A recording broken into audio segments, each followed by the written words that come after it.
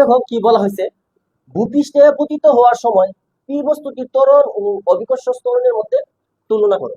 আচ্ছা দেখো, এখানে তিনটা বস্তু কিন্তু একটা সুতা দ্বারা কি আছে, সংযুক্ত আছে, তাই না? তাহলে এই সম্পূর্ণ সুতার মধ্যে কিন্তু ত্বরণ কি হবে, সেম হবে। আমি ধরলাম এই সম্পূর্ণ সুতার মধ্যে ত্বরণ আমি ধরলাম কি, ঠিক আছে।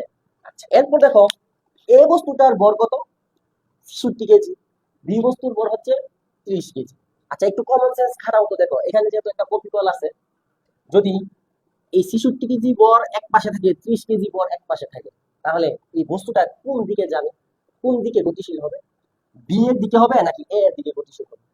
অবশ্যই এ এর দিকে বস্তুটা কি হবে, গতিশীল হবে, কারণ যেহেতু এর ভর বেশি, ওজনও বেশি হবে তার, তাই না? আচ্ছা তাহলে এই বস্তুটা নিচের দিকে, বাম দিকে অর্থাৎ এ এর দিকে নিচে নামতে থাকবে। অপর দিকে দেখো তো, বি বস্তুর যেই ওজন এবং কিছুক্ষণ আগে আমরা পি বস্তুর ঘর্ষণ বল পাইছিলাম, আমরা এ বস্তুর ওজন এবং পি বস্তুর ঘর্ষণ বল কি, এই এ বস্তুটা নিচে নামার ক্ষেত্রে এদের বিপরীতে কাজ করতেছে না, অর্থাৎ এ বস্তু টানতেছে এদেরকে এ বস্তুর দিকে, নিচের দিকে, আর এরা টানতেছে তাকে কি, এদের দিকে। তাহলে এখানে নিট যেই বলটা, নিট বলটা কত হবে?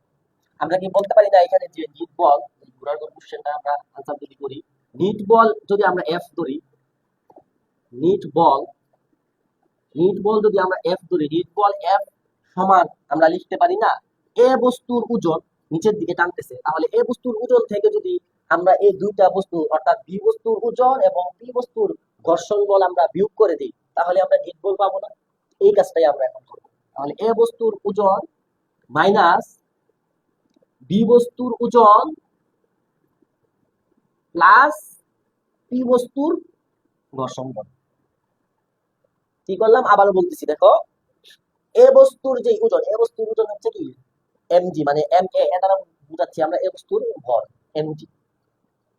এটা থেকে আমরা বাকি দুইটার ওজন এবং ঘর্ষণ বল মাইনাস করে দিচ্ছি, কারণ এরা তো তাকে নিচে নামতে বাধা দিতেছে, তাই না?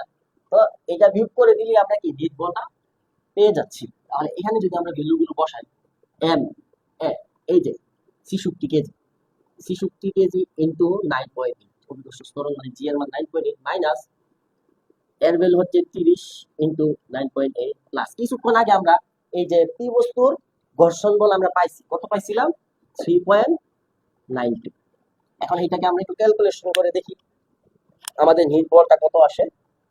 ৬৬ into 9.8 minus 30 into 9.8 plus 3.92 is equal to 348.28। তাহলে সুতরাং নিট বল আমরা পাইছি এখানে 348.28 নিউটন। আমরা এখন যেহেতু নিট বল এফ পেয়ে গেছি, আমাদের এখন ত্বরণ বের করা কি কোনো ব্যাপারই না। আমরা এখানে এই এফ সমান পাইলাম কত, এটা একটু লিখে রাখতেছি, 348.88 নিউটন। ঠিক আছে, এখন আমরা কি করব, এই যে নিট যেই বলটা পাইছি, এই নিট বলটাকে সবগুলো ভরের সমষ্টি দ্বারা ভাগ করে দিব, তাহলে আমরা ত্বরণ পাবো। কারণ কি আমরা জানি, আমরা কি জানি, আমরা জানি এফ সমান কি এম এ, তাই না? তাহলে এ সমান এখান থেকে কি লেখা যাবে, এফ বাই এম। এই যে এখানে এম মানে হচ্ছে, এই এম মানে হচ্ছে M A plus M B plus M P, অর্থাৎ সবগুলো ভরের, তিনটা বস্তুর ভরের সমষ্টি হচ্ছে এই এম। যেহেতু আমরা তিনটা ভরেরই তো কি তিনটা বস্তুরই কি বের করলাম, বল বের করলাম, নিট বল। তাহলে এখানে এই এম ছিল ৬৬ প্লাস ওই এম হচ্ছে 30 প্লাস এটা হচ্ছে 2। এখন এইগুলো যোগ করলে আমরা পাবো কত, 8 এবং 9, 98 কেজি। সো এখানে এম এর ভ্যালু হচ্ছে 98, আমরা এখানে বসাই, এফ পাইছি এত, তাই না, 348.88 ডিভাইডেড 98 কেজি। এখন এটাকে একটু ভাগ করে দেখি কত আসে, 348.88 ডিভাইডেড বাই 98, এখান থেকে আমরা পাই 3.56 ত্বরণের একক কি মিটার পার সেকেন্ড। তাহলে দেখো এই যে পি বস্তুর ত্বরণ হচ্ছে 3.56 মিটার পার সেকেন্ড। আর আমাদেরকে বলছে যে অভিকর্ষ ত্বরণের মধ্যে তুলনা করতে। আচ্ছা, অভিকর্ষ ত্বরণের ভ্যালু কত? অভিকর্ষ ত্বরণের ভ্যালু জি এর ভ্যালু কত? 9.8 মিটার পার সেকেন্ড স্কয়ার। এটা হচ্ছে অভিকর্ষ ত্বরণের ভ্যালু। এখন তোমরাই বলো, তুলনা করতে কয়েকভাবে বলতে পারে। তুলনা কি বেশি নাকি কম, অথবা অনেক সময় শতকরা হিসেব করা হয়, অথবা অনেক সময় এর কত গুণ হিসেব করতে বলা হয় আর কি। তো আমি আপাতত এতটুকু রাইখা দিতেছি। তুলনা করলে বলতো অভিকর্ষ ত্বরণের যে কি পি বস্তুর ত্বরণটা বেশি নাকি কম? কম। তো তুমি এক কথায় এতটুকু লিখতে পারো যে অভিকর্ষ ত্বরণের তুলনায় পি বস্তুর ত্বরণ কি কম। ঠিক আছে। যাই হোক, তাহলে এই মোটামুটি এই কয়টা টাইপই এই চ্যাপ্টার থেকে বেশি আসে। আমি চেষ্টা করছি তোমাদেরকে এই প্রতিটা টাইপ থেকেই আমাদের এই চ্যাপ্টারের সবগুলো সূত্র ইউজ করে বোর্ড পরীক্ষায় যেই টাইপগুলো আসে প্রত্যেকটা টাইপ থেকেই তোমাদের আমি অঙ্কগুলো করানোর চেষ্টা করছি।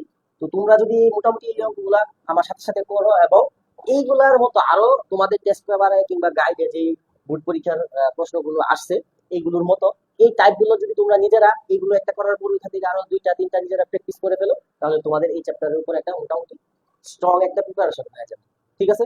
তো আমি আশা করি তোমরা এই ক্লাসগুলো ঠিকঠাক ভাবে করবা এবং নিজেরা একটু কষ্ট করে প্রশ্নগুলো বের করে একটু প্র্যাকটিস করে নেবা। ঠিক আছে। তো আজকের ক্লাসটা এই পর্যন্তই রেখে দিচ্ছি। আমাদের পরবর্তী ক্লাসে আমরা এই সেম এই প্যাটার্নই প্রথম ক্লাসে আমরা বেসিকের উপরে নিব চ্যাপ্টারের, তারপর হচ্ছে আমরা ওই চ্যাপ্টারটা সিকিউ সলভ করবো। ঠিক আছে। তাহলে আমাদের দেখা হচ্ছে পরবর্তী ক্লাসে। ততক্ষণ পর্যন্ত ভালো থেকো। আল্লাহ হাফিজ।